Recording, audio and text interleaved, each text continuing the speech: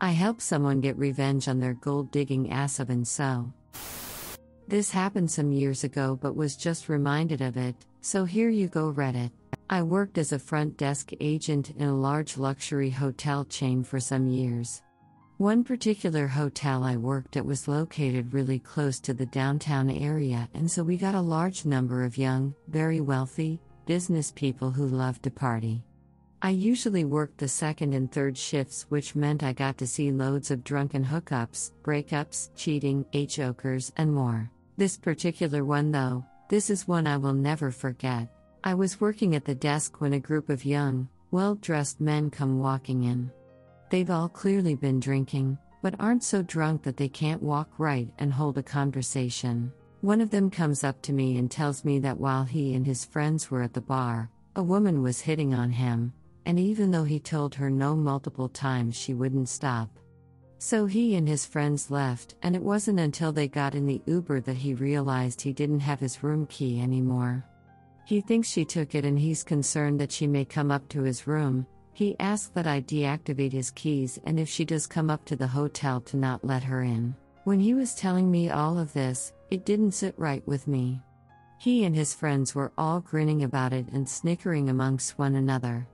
Then he gave a clear description of her, without being asked. Told me height, body shape, hair color, and style, the kind of dress she was wearing. All while saying it in a mocking tone. Now, this could have easily been because he thought the whole thing was ridiculous or was too drunk to take it seriously, but it really didn't sound right to me. Either way, I did as I was trained in that situation. I pulled up his reservation, deactivated the keys as requested, made him a new set when he showed me his ID, and even offered to move him to a new room if that would make him feel more comfortable.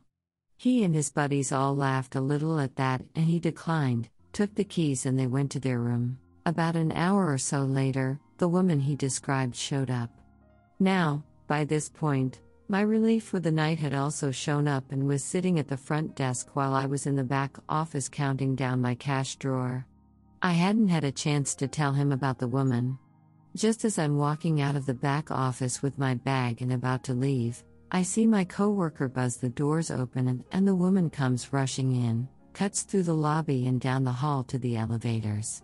She was barefoot, holding her heels in her hands, and knew exactly where she was going. I rushed up to him and told him what the man from before had told me about her.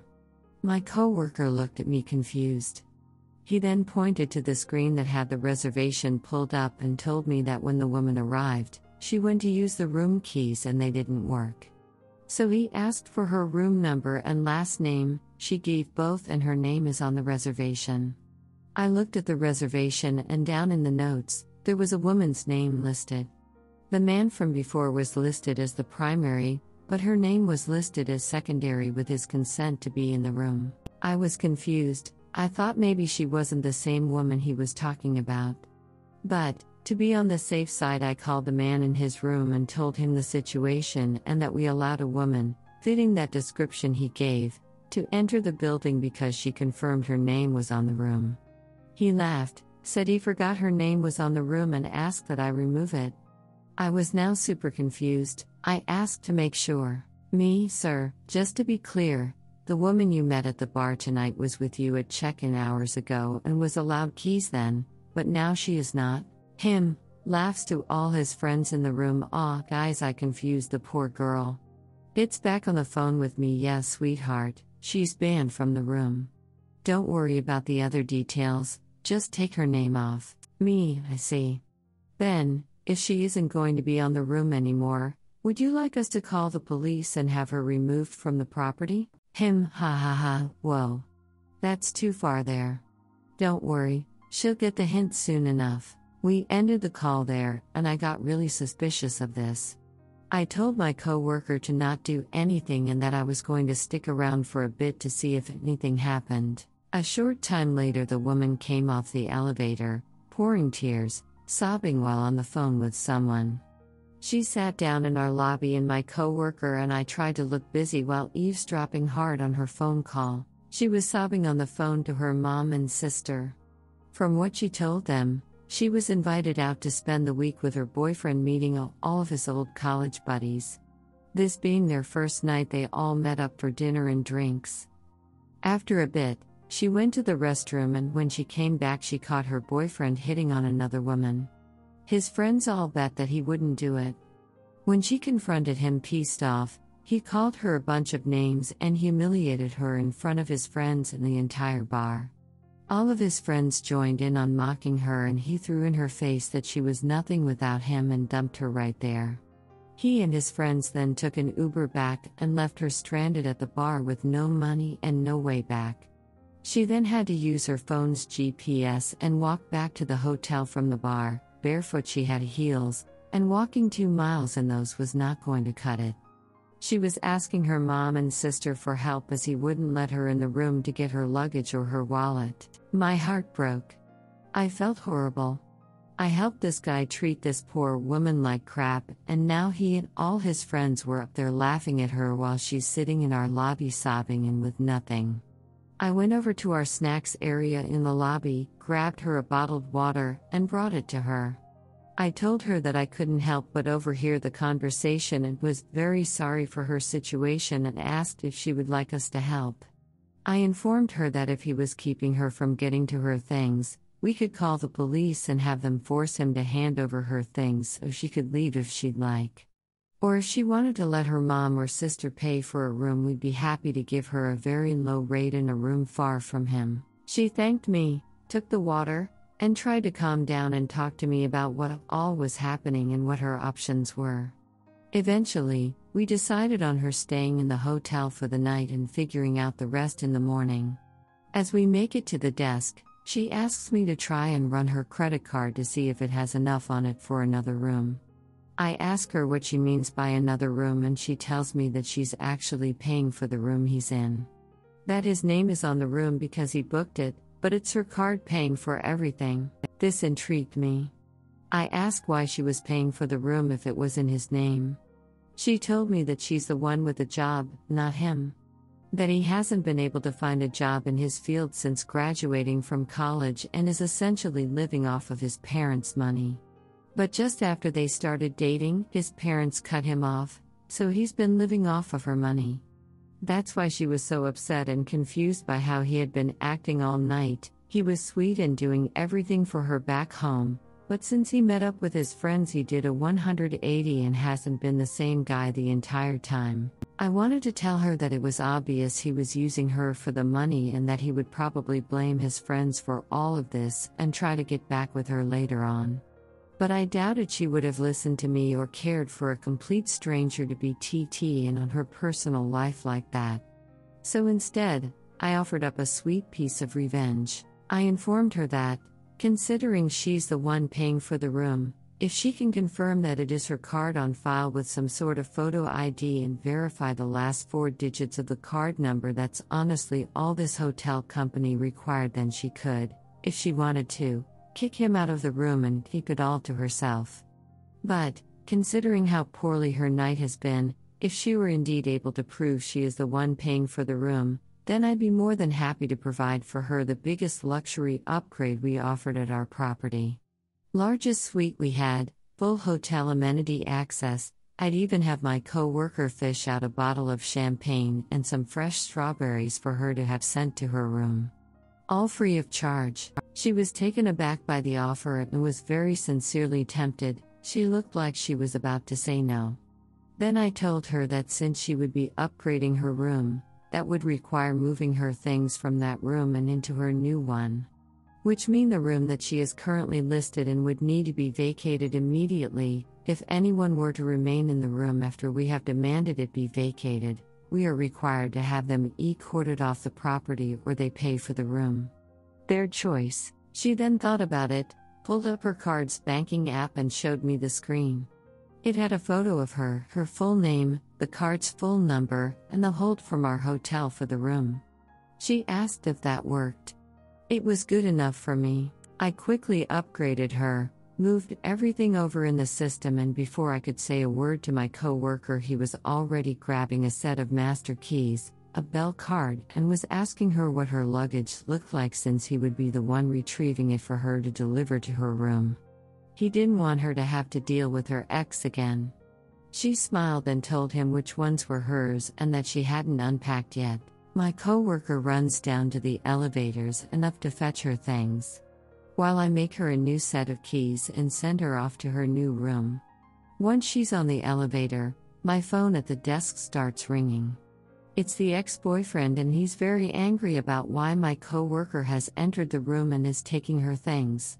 I calmly explain that I cannot give out the private information of any of our guests, and that if he would like to remain in his room he will need to pay for it, as there is no longer a method of payment on his room. He blew up. He's making a ton of demands and at the same time yelling at my coworker to stop what he's doing, but it's obvious from the way he's yelling at him that my coworker isn't listening to him. I can even hear the guy's friends telling him to chill out and just pay for the room. I then explain that we will give him a courtesy 10 minutes to make a decision. At which point, if he doesn't have payment ready, then he must vacate the building or we will be forced to call the authorities and have him evicted. He continues to yell at me. He screams, swears, threatens, and yells for a solid minute before taking a breath. I then tell him he has 9 minutes remaining and asks if he has come to a decision yet. He hangs up on me. 9 minutes later I call the room and he doesn't answer. I call again, no answer. I call a third time, he picks up, then immediately hangs up. I call the police and tell them what's going on, and they said they're on their way. The officers arrive. I tell them what's going on. We go up to the room together and the man and his friends are all white as ghosts when they see the cops. The cops explain to the ex-boyfriend and his friends that they're being evicted. The ex-BF starts trying to talk to me, but the cops stop him and tell him to only talk to them. I told him about his attitude on the phone before. The friends are all offering to pay for the room at this point, and the cops look to me and ask if that would be acceptable. I smile very sweetly and say no, and the cops nod and start rushing all of the guys to grab their things and leave the room. The ex-BF is the last one out the door, carrying his 2 bags and complaining that he isn't even given a luggage cart and has to carry his own things. His friends all look pissed at him. I go with the officers to escort all of them out of the building and run into my coworker in the lobby. He waits until they're all outside in the parking lot to tell me that the woman is in her new room, loves it, and said no to the champagne. She just wanted to sleep. I didn't get to see her before she left town the next day, but the ex-BF did try calling our hotel to complain a number of times and even tried leaving some bad reviews of us online and lied through all of it. I hope she doesn't have to ever deal with him again. Edit. Thank you all so much for the awards. It's only been 1 day and I'm blown away by how much this story was loved. I normally do post my hotel stories to our Tales from Front Desk, but felt that this one would work here too, so I posted it here first. Glad I did, and I plan to repost there as well. Thank you all again for the love. I have a lot of Ashul stories from working in that industry, very few wholesome stories, but this is my one and only revenge story. So really happy you all loved it. Thank you. Edit 2. Wanted to address some things you guys brought up in the comments. 1. I have no idea why she didn't use Uber instead of walking, probably due to the distress of the moment, and didn't think of it. Honestly, if you're ever in that situation, despite being publicly humiliated like that, ask the staff for help. Either they think of something you're too panicked to think of, or they'll be nice and pay for an Uber for you. I've done it for people plenty when working in hotels. There's no shame in asking for help. 2. The credit card company is Capital One. I wasn't going to mention it since some subs immediately flag your story for listing major company names and didn't want to fuss with that. But yeah, their app lets you post a picture on your profile, and, on most banking and credit card apps, you are able to pull up the full card number by clicking on the account information. Yes, technically I shouldn't have accepted this as a form of ID, however, given how her night was, I didn't care. Redditors' reactions. Redditor 1. What a despicable little man. Great work, Redditor 2, please cross-post to our Tales from the Front Desk. It's a great story. I hope that guy suffered. Redditor 3, silly man, the brothers before hoes rule doesn't apply when she is the one paying for your life. Redditor 4, I love you so much, you are amazing at your job. And even though the poor girl was treated so badly, you were there to give her compassion when she needed it. Kudos to you. And the boyfriend was such a gold-digging asshat, you gave him the karma people who deserve it wait years for. Redditor 5, lovely revenge, BF should have thought this whole thing through before trying to ghost her. Redditor 6, you win the internet today, best story I've read in a long time. Redditor follow-up, this is technically a repost. I'm not sure if it's from the same author though. Any handy internet sleuths that can look into it? I'm unfortunately at work at the moment.